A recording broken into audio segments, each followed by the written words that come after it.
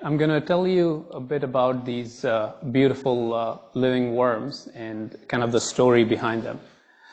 My lab at Georgia Tech is a group of physicists, engineers, biologists, and we look at nature, at organisms, considering them nature's physicists, and our goal is to bring different types of techniques, modalities, and methods together to understand how nature solves some interesting problems.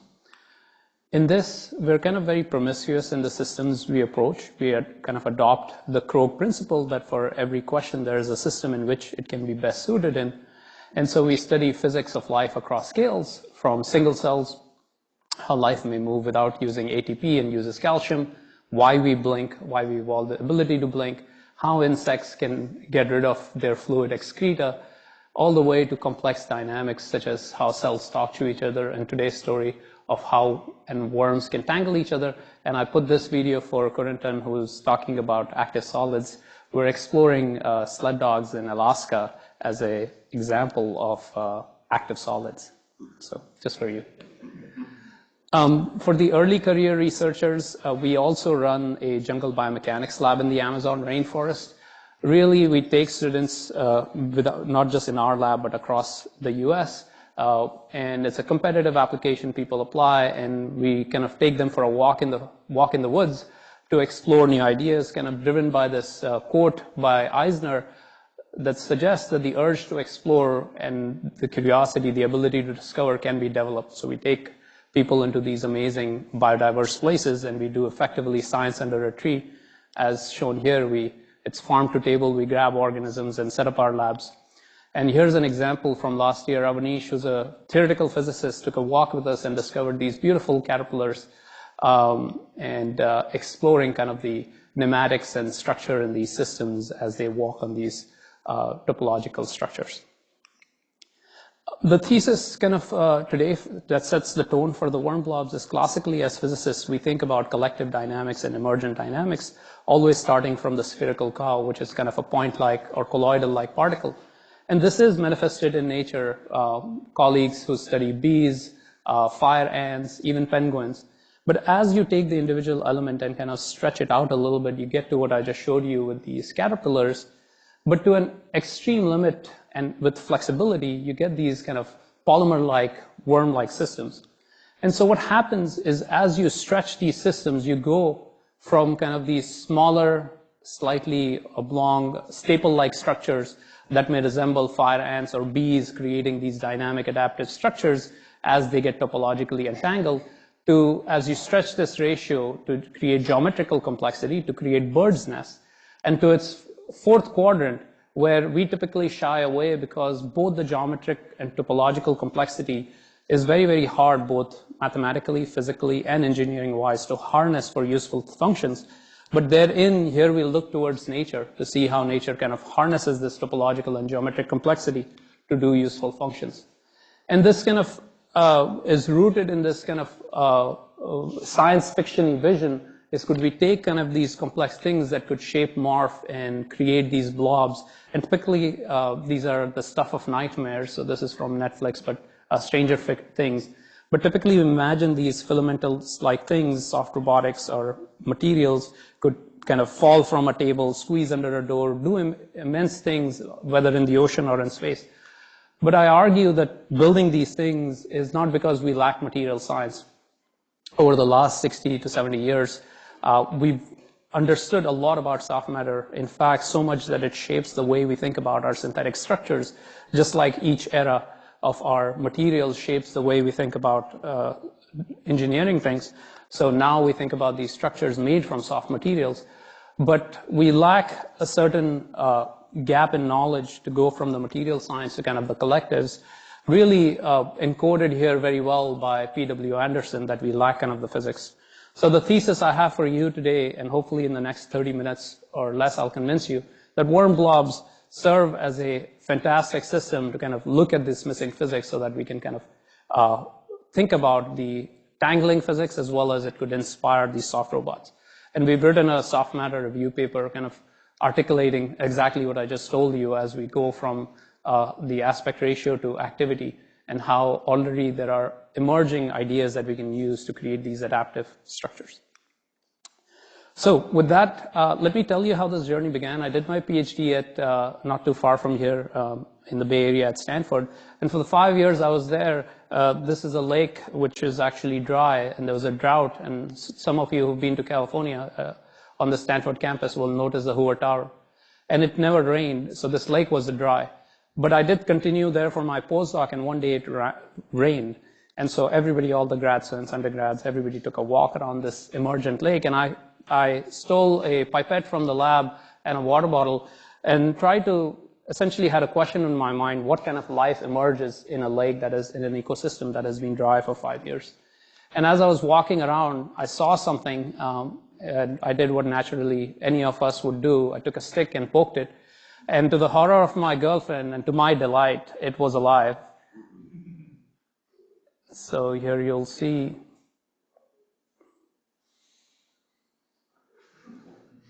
And I knew I had my first, this is before I had a faculty position, I knew I had my first PhD student's project.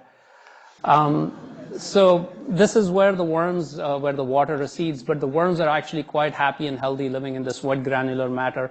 Here you'll see me try to catch a few, but they're Houdinis and will quickly go back into the soil quite fast.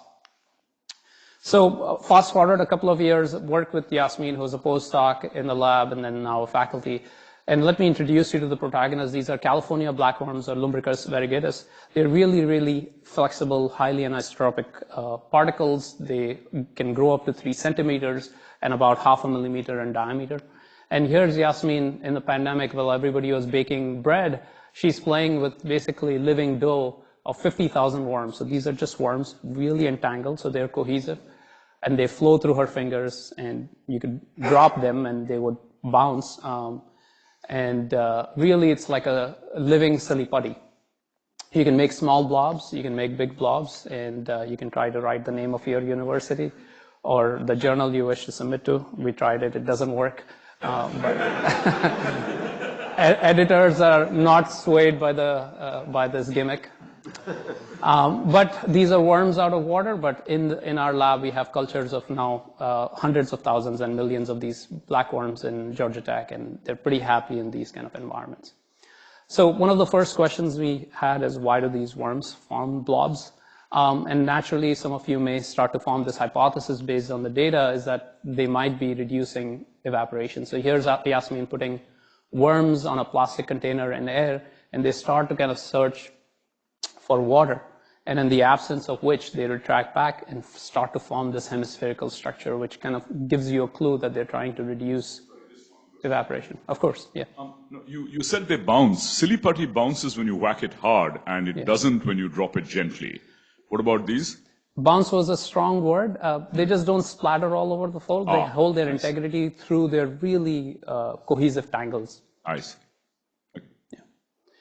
And so here, Yasmin is doing multiple repeats, and what we're plotting is a projection of the blob area seen from a bird's eye view on this plot over here as a function of time.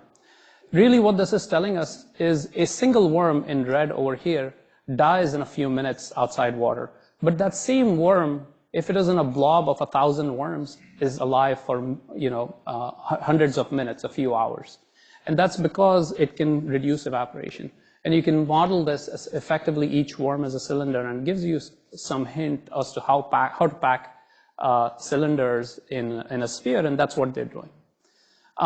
This is kind of just a rudimentary understanding that supports that blob formation is a survival mechanism against evaporation. And you could, based on observations, you could extrapolate it to much more general environmental stressors. Here's different types of worms after floods in Texas, very beautifully spaced on a highway.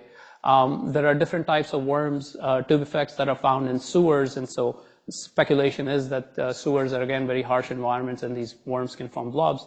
And here's a really favorite example of mine of Sulphur Springs in Colorado.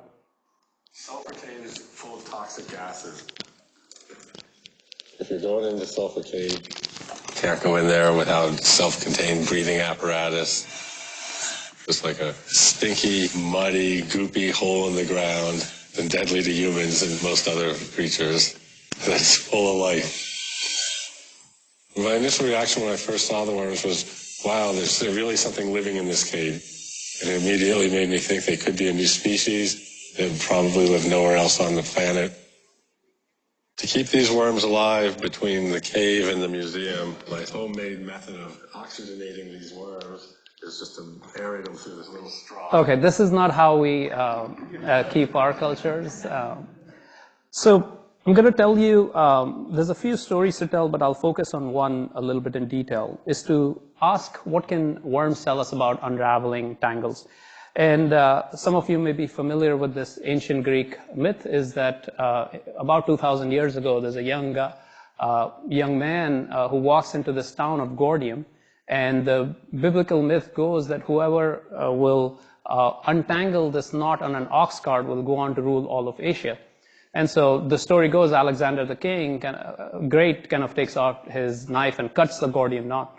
And so knots essentially have, created a challenge, whether it's for Alexander or for you and I today.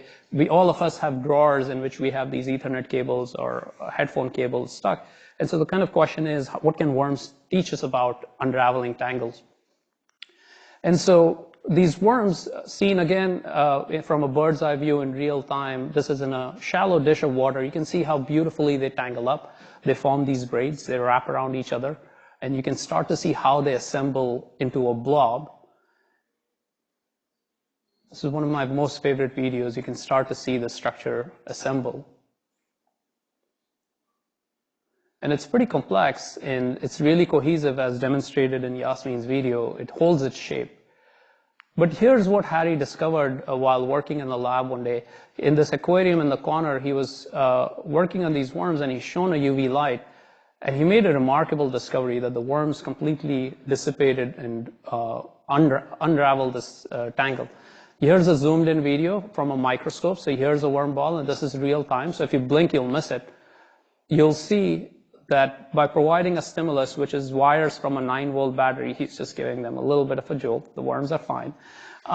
They completely untangle. Now I'll play this in slow motion, and you should find your favorite worm so you can try to get a clue of how they're actually untangling this so quickly.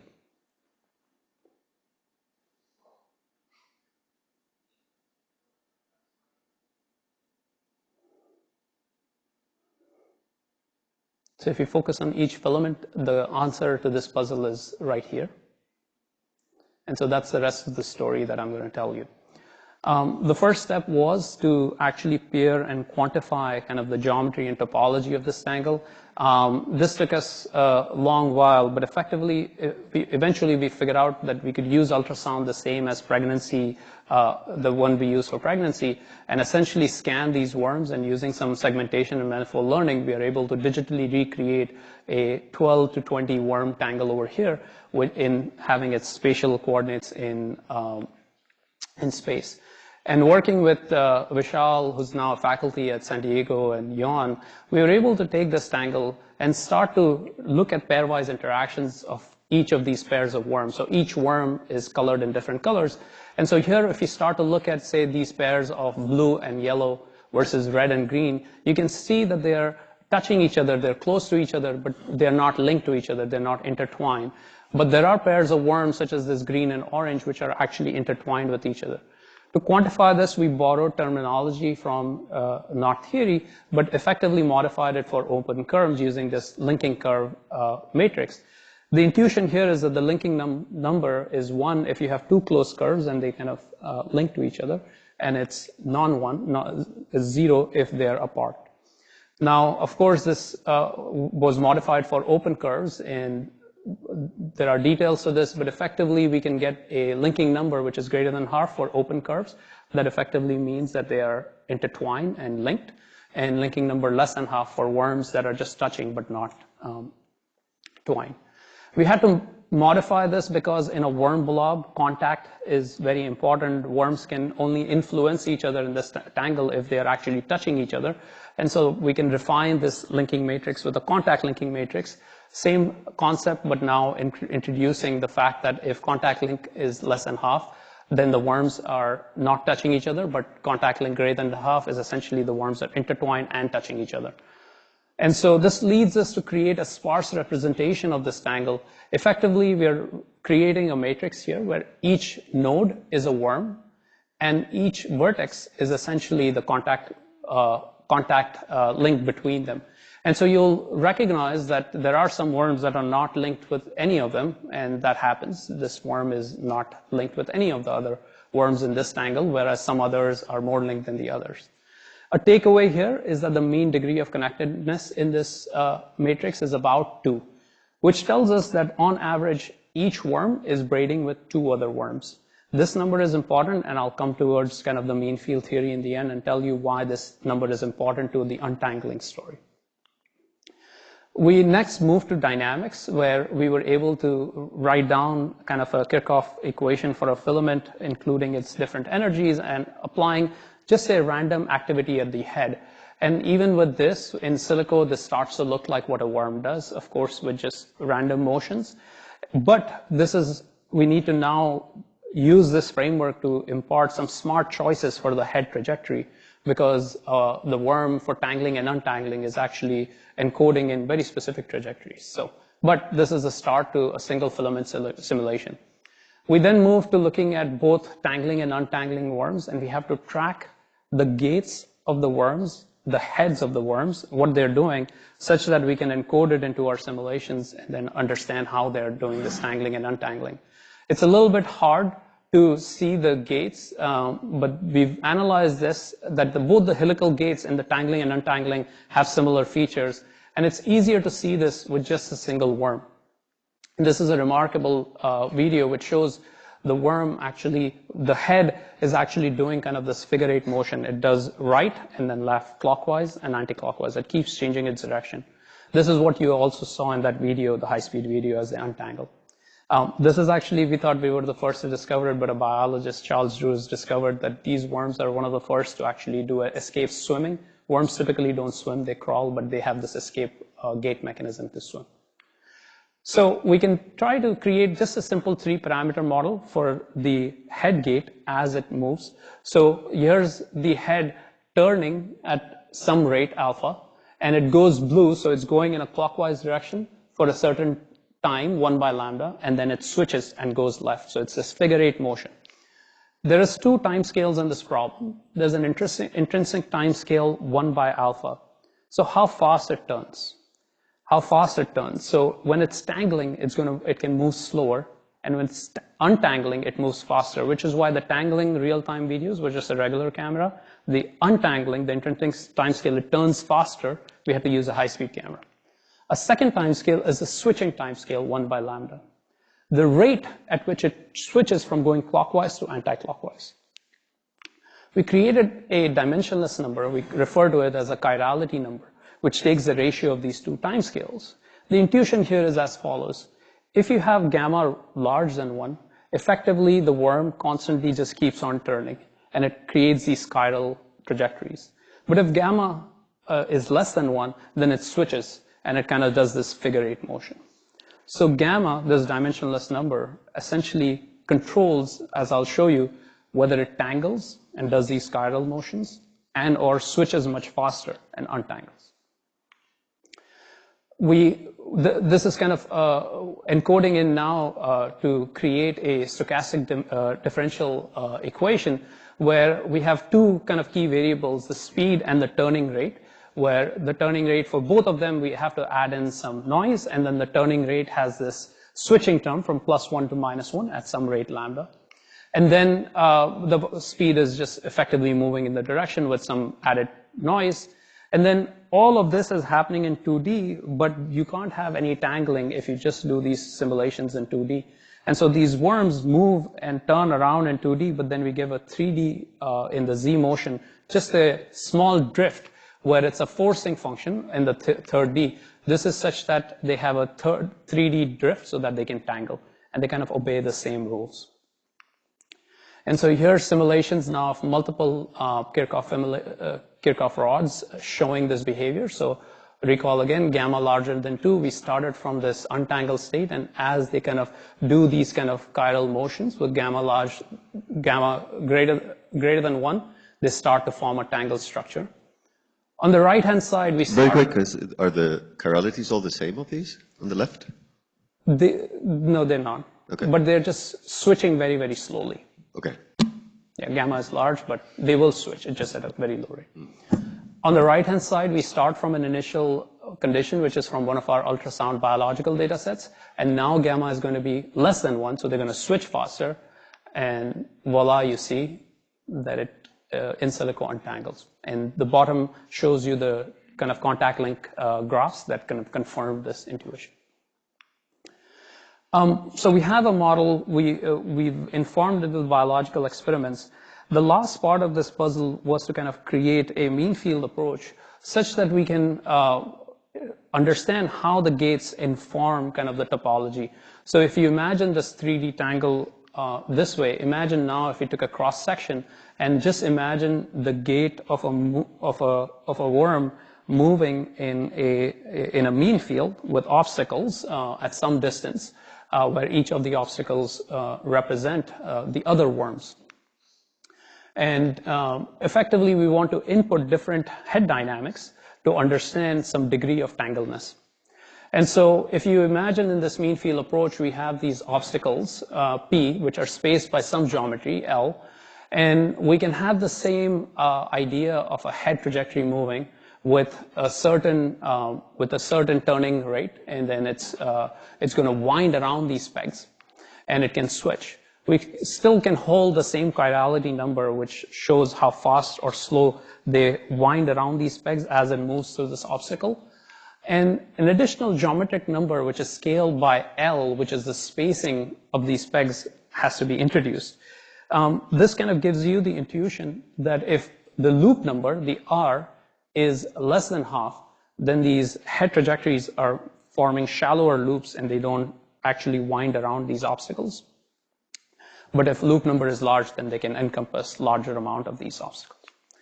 And so the output here will be a tangling index, which is the number of points these head trajectories wind around and are close to, similar kind of to the formalism that we have for a contact link matrix, but now this is in a 2D mean field approach, a simplified approach.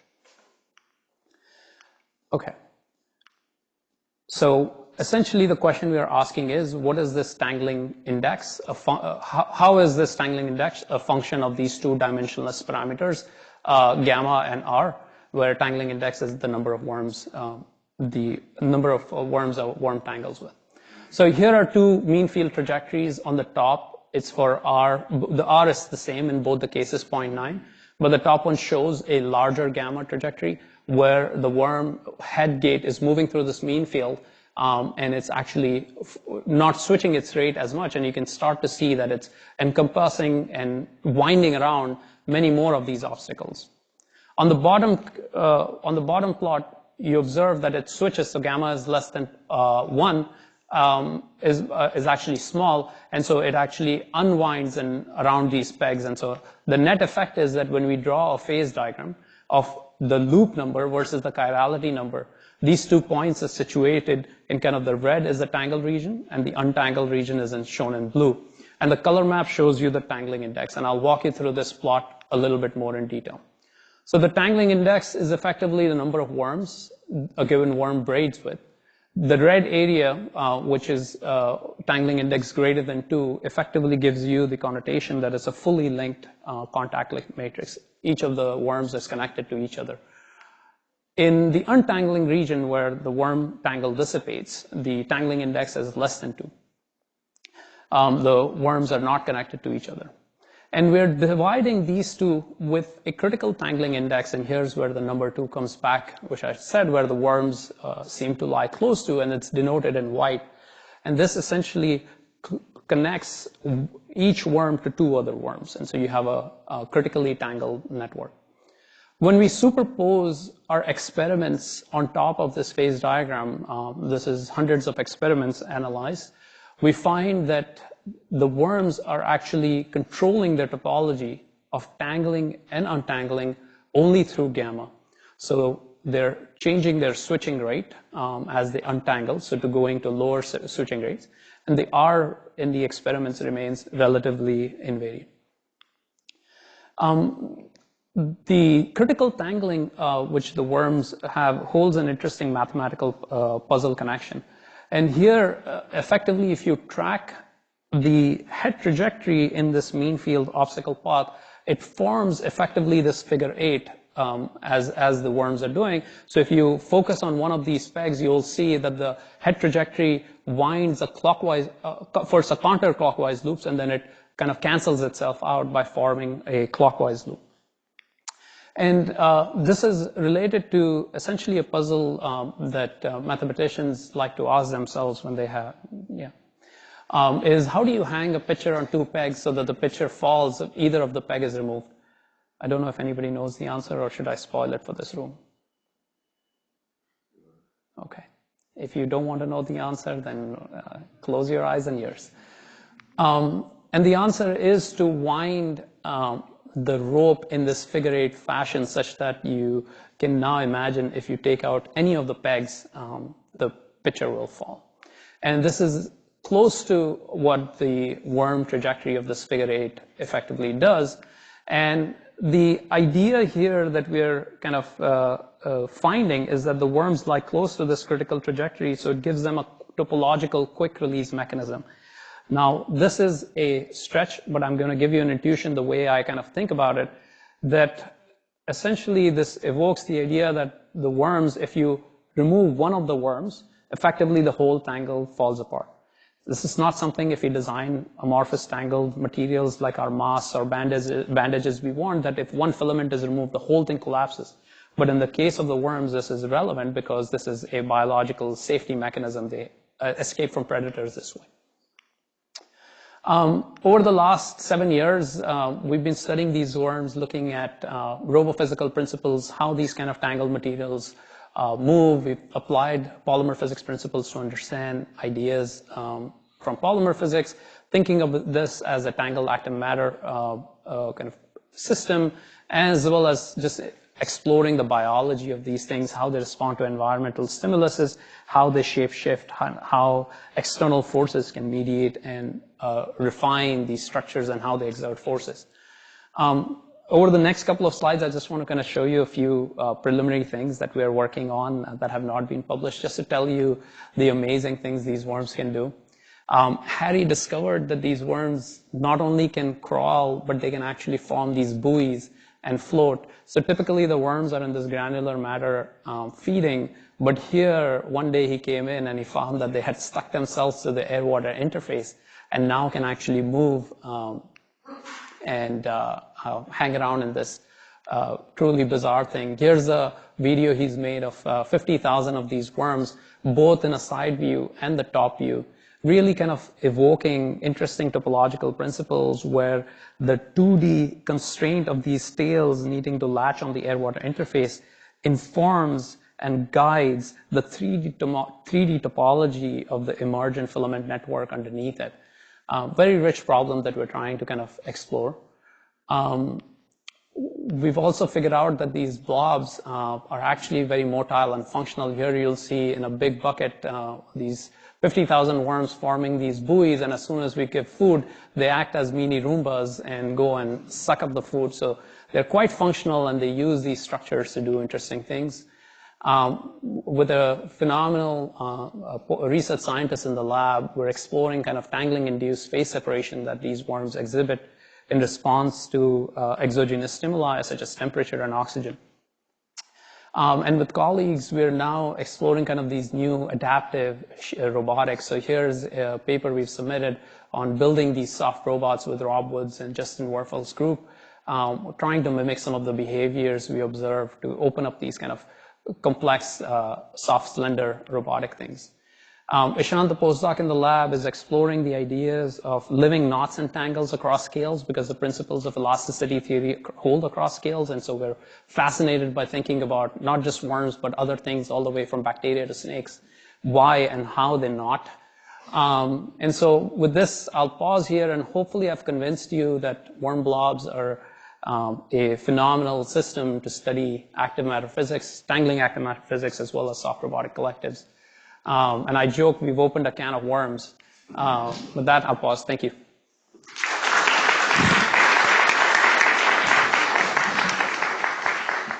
Thank you for a very nice talk. I guess we'll start right there. I'm embarrassed to say I don't know much about the sexual behavior of these worms, but I know that garter snakes have balls, mating balls, and is there any corresponding behavior for these worms when they have sex? Beautiful question. The worms are hermaphrodites, so they have both the male and female reproductive organs on them. In the wild, they reproduce sexually, and this allows them to kind of ensure genetic fitness. However, in lab conditions, it has never been reported that they sexually reproduce. So effectively, these are genetic clones of each other. They asexually reproduce. They just kind of, we see them doing binary fission, and we have two smaller worms growing in the lab. Does that help? It does, but in this asexual division, does the division partition come right down the middle? Do they have measure length to do this? We haven't been able to explore this as carefully as we have something on our to-do list, but yeah, great question. Incredibly cool talk. I'm curious how sharp this transition is as you adjust this gamma parameter across one. Can you make a prediction and compare a measurement of a hysteresis curve of how long does it take for a blob to untangle as a function of how far past the critical parameter it is? Is that something that you can do? We can. I just don't have a ready answer for you. It's not something we've done. When we wrote up this paper, one of the limitations we had is how to scale our kind of simulation platform. But what you suggest is doable. Scaling in N was a challenge only until recently that we were able to now do million worm simulations. But yeah, it's a good question. We haven't looked at it as carefully. Gotcha. Cool. Yeah. Great talk. Can you comment on the native ecology of these worms, whether they are found in fluid, and how important is the fluid mechanics relevant to the untangling process itself? The ecology of these worms? Yeah, native ecology. Are they found in are they suspended in fluid all times, or are they because the initial video you showed, you were poking them in air. Yeah. Will they untangle so easily in air? I mean, in water? Without water? Without water. So there are a couple of questions. I'll try to see if I understand. In air, it's very difficult for them to entangle because the helical swimming gait is essentially they disperse out in 3D as you saw. Exactly. One of the things that even in our simulations, friction is quite an important parameter. As you imagine, if they're packed in air, it's going to be frictionally, the energy is higher. So they're predominantly in aquatic environments, and we have some videos where we have predators, which are fish, and so these are actually grown as pet food for exotic fishes. So when fishes come to feed on them, they will explode out to both confuse the predator as well as escape. So they do this mechanism. In air is very difficult. There's an interesting problem of how eels feed on these things as well. So I don't know if that's where you were going, but does that help? With friction, yeah. You answered. Yeah, friction is very important, as we know when we eat ramen. Yeah, it's hard to untangle things in air. Great talk. So my question is a combination of the previous two questions. So how close to criticality are these systems in their natural environments? And probably you're not going to be able to answer it from what I saw before, but yeah, what could you tell us about it? When you say criticality, the untangling, let's call it untangling transition or tangling or whatever. Right. So that's the experimental data we have. So right. But at which would you say how close to the transition are they in nature? So if you, in the ultrasound data sets, when we calculate their kind of mean degree of connectedness, they're about at 2. Each worm in a blob is connected to 2. So they're actually They're close to. They're quite close to it. Perfect. Okay. Actually, you're raising a question which is a limitation of our experimental set. So the caveat for all these data sets is for small n. I did about 12 to 20 worms because that takes a year and a half of a postdoc and a grad student segmenting and kind of connecting the data. If you ask for more, they leave the lab. But also we're limited by imaging modalities because you can't penetrate into the depth into 1,000 worm blob. Okay. And so there are natural questions to ask, is this holds as a function of n if you have a large tangle? And that's both, but right now we're limited experimentally. Okay, but naively, maybe like if you have the same number of things and then you see how fast they untangle, that could be probably an indicator of how close they are to the critical. Yeah, okay, very interesting question, yeah. Beautiful talk. So Rahul actually ended up asking 70% of my questions, so I'll modify it like at the last minute. But so, I mean, let's say you assume that there are two limits, like let's say worms in dry situations where the friction is kind of dominant, whereas it's purely topological sort of problem that you solved in the fluid. But presumably in nature, you would have some intermediate levels of adhesive interactions. And so there's either a transition or a crossover between these friction dominated. I'll show you a preliminary video, and hopefully that might answer your question. So Ishant, the postdoc in the lab, is exploring some of those questions, but instead of looking at active systems, you're looking at driven systems. So here's basically a ball of cotton fibers, and we're jostling them and trying to ask the same question, but for one filament, how easy it is to extract, not too different from how if you're eating noodles, you want to extract a few filaments. And what he's discovered is that there is a topological resonance in these structures. You can think of them as topological springs, that there is a way at the right frequency to extract fibers out of this. It is a function of the contact topology, the filament flexibility, and as you correctly intuited, the friction. So story under progress, but hopefully that gives you a little bit. It's harder to manipulate living systems to do this, so we've transferred to synthetic systems to reliably and systematically explore that. Beautiful, thanks. Cool talk, thanks. So, so when you showed the video, my first guess was that just coming from polymer physics, that they're just going to reptate out of all the entangled structure. So I'm wondering whether there's still signature of that, like whether when they're tangled and when they untangle, do they diffuse or actively diffuse more along their lengths? Because that is one easy way to get out of an entangled structure. You just move straight along your lengths. I mean, do you see that change in behavior of their swimming or their locomotion? I mean, I'm just wondering. Yeah, I know what you're asking. I'm going to have to think about that. I don't know whether I put it properly, but yeah, I mean, my first guess is just move along their lengths and that's the easy way out. But maybe friction is acting against that. I have no idea. But, I think what you're asking is a beautiful question, is if they just did kind of the reptation motion, does it lead to untangling? Yeah. Perhaps it would, but it wouldn't be as quick as this because this is a very, very fast mechanism, but because they do have to move out quickly. But yeah, I'd have to think a little bit about it. Sure. Good question. Thank you. Yeah. We have to go a little fast. 6 minutes left. Is there a coarse-grained model for this, or does that effectively destroy all the entanglements? Beyond the mean field approach? Yeah. I don't have one. Okay. I'm happy if you want to contribute one. I'm always happy to collaborate. Very nice talks. A very naive question about these poor little worms. So you mentioned that they were making these blobs when they were lacking humidity, right? So I had very simple questions. Do they do like the penguins? That is, do they change the ones that are on the outside and they would dry and then they renew from the outside to the inside so that they can share the humidity, or do they sacrifice the ones on the outside? So, beautiful question, and I had this naive impression as well that they would form a static structure. It's actually they're forming a dynamic structure, and it's constantly resculpting itself, and they're moving around.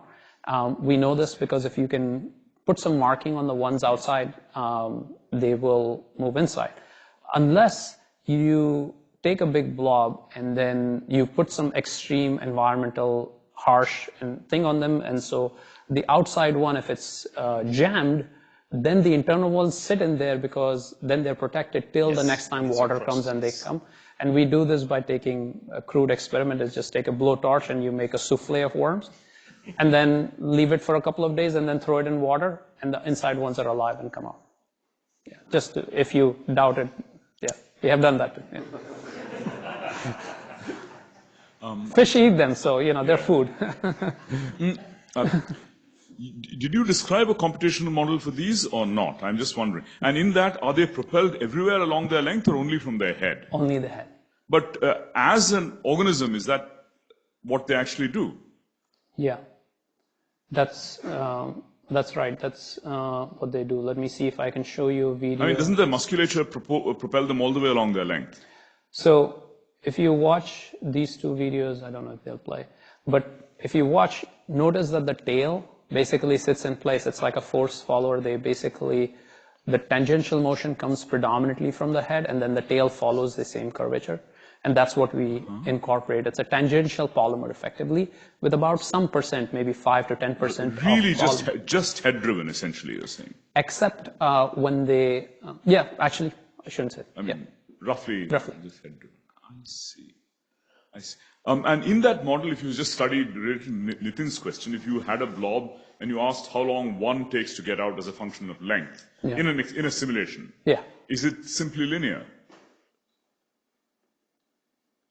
And does the head waving strategy just improve the prefactor, or is there a qualitative difference between this casting approach versus just following your nose?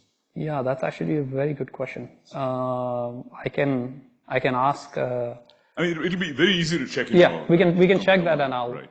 Yeah.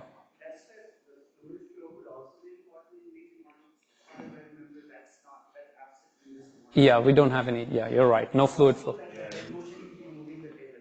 Right. No hydrodynamics here. Yeah. Thank you for that question. I'll follow up with you. Yeah. Yeah. Do they have brain? Does their decision making go through the brain or through their body? They have one giant neuron running from head to tail, a giant axon. So Charles Drews actually proposed them as a model to study, kind of a neuroscience model. And because similar to the giant axons of squids, this worm is much more accessible, so he created them to high school students to learn them. So they don't have a brain, but you could think of them as a flexible sensor that can sense light, temperature, conspecifics, which is other worm because they like the sense of touch, but no brain, just one neuron, giant neuron. And they have actually primitive eyes. They are just protein receptors along their body that they can sense specific wavelengths of light. Does that answer your question? Brains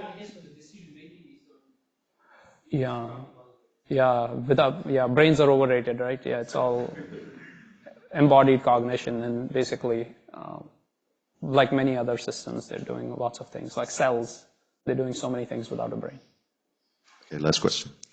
Hi, I was wondering if this particular type of worm secretes any mucus, and if so, does that play a role in the cohesion of the blob? Great question. They do secrete mucus in certain fluctuations in the environment.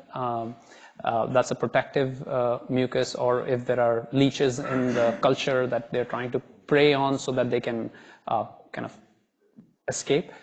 In the blob, it could, but we did not include it, and models and experiment match. So, and since you were not our reviewer, we got away. Thank you. Yeah. Thank you. All right, let's thank Saad again.